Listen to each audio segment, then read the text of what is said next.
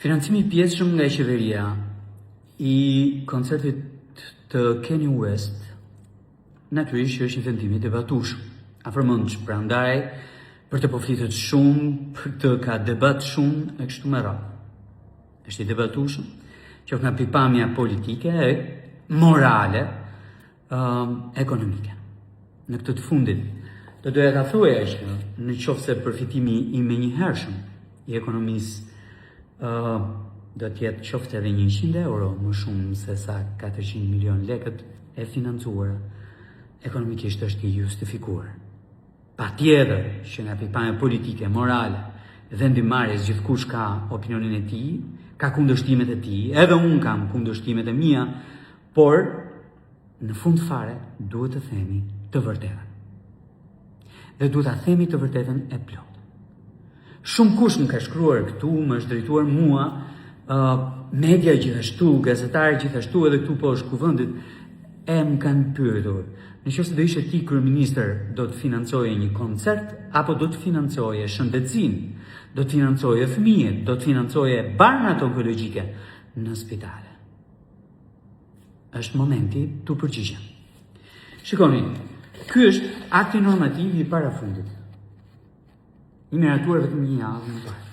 Në të, afërmend që ka rishikime të shpenzimeve veçanërisht në rritje, referuar edhe të ardhurave të shtuara apo kursimeve të kryera.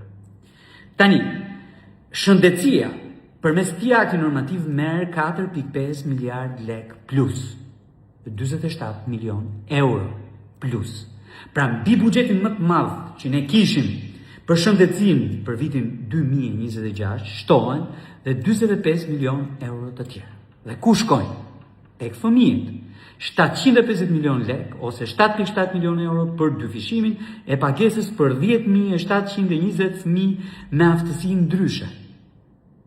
674 milion lek ose 6.9 milion euro për politikën e njohjes së sigurimeve shoqërore për 14.657 kujdestarë të këtyre fëmijëve. 1.5 miliard lek për mbulimin e barnave onkologjike për shërbimin spitalor në vend.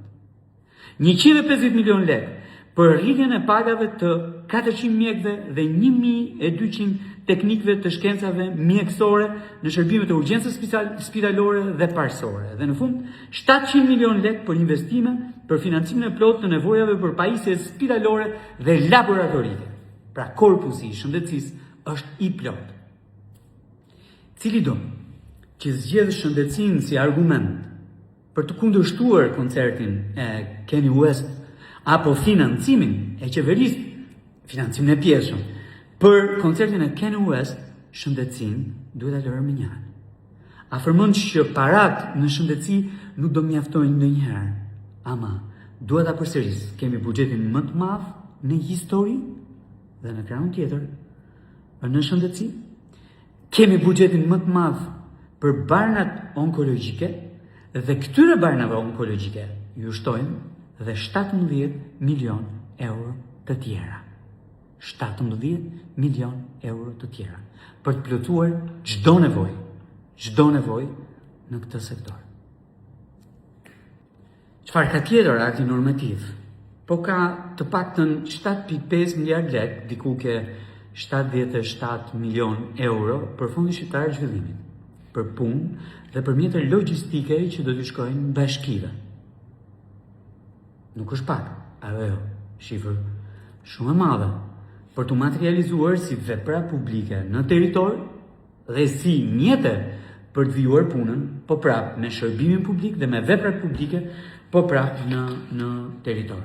Natyrisht, ka pastaj element shumë të rëndësishëm të financimit që lidhet me Ministrinë e Ekonomisë, me Ministrinë e Mbrojtjes, për të kapur pikërisht atë nivelin e 2.6% të prodhimit përgjithshëm kombëtar, si detyrim ndaj NATO-s edhe si detyrim për të zhvilluar industrinë tonë ushtarake, ashtu siç ka edhe 200 milion lek, diku ke 2.1-2.2 milion euro, për spakun, rekonstruksionin ambienteve, për pajisje elektronike dhe forcimin e sigurisë kibernetike në atë institucion. Pra, janë shpenzime të dobishme, të cilat nuk mund të fshihen, apo